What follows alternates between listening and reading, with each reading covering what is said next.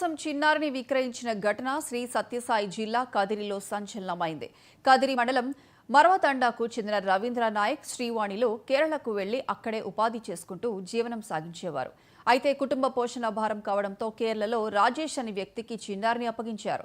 ఈ విషయం సోషల్ మీడియాలో వైరల్ కావడంతో స్పందించిన కదిరి పోలీసులు జిల్లా ఎస్పీ ఆదేశాల మేరకు 48 గంటల్లో కేరళకు వెళ్లి చిన్నారిని సురక్షితంగా కదిరికి తీసుకొచ్చారు.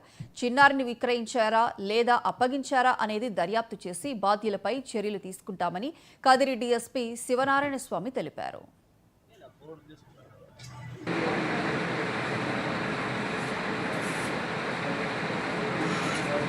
జీవనాధారం సరిగా లేక వాళ్ళు పోషించలేక ఆ 3 సంవత్సరాల పాపను కేరళ వాళ్లకు ఇచ్చి గ్రామానికి వచ్చారు.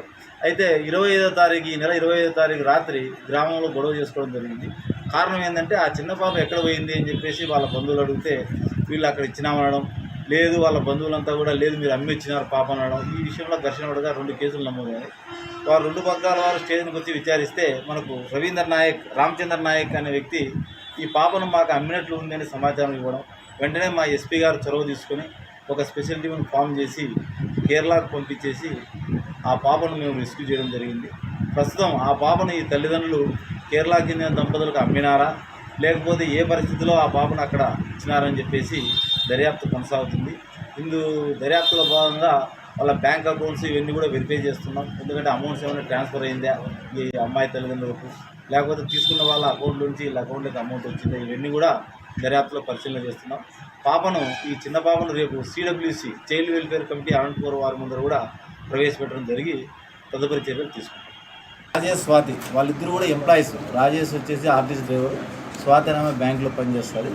వాళ్ళకు పిల్లలు లేకపోవడంతో వీళ్ళు కూడా ఇద్దరు ఎంప్లాయీస్ కదా, పాప బాగుంటుందనే ఉద్దేశంతో అక్కడ విసిచ్చినామని వీళ్ళు చెప్తారు, అంతే. అది నిర్ధారణ కాలే.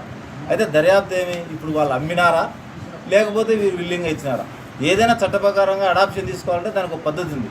అది పాటించలేదు కాబట్టి అది కూడా నేరమే. ఆ విధంగా కూడా ఇల్లీగల్ అడాప్షన్ కూడా తీసుకోకూడదు, లీగల్ అడాప్షనే తీసుకోవాలి, అది కూడా నేరం. ఇవన్నీ కూడా దర్యాప్తులో తెలుసుకొని ముందుకు. ఉమ్మడి నెల్లూరు జిల్లా గూడూరు ఆది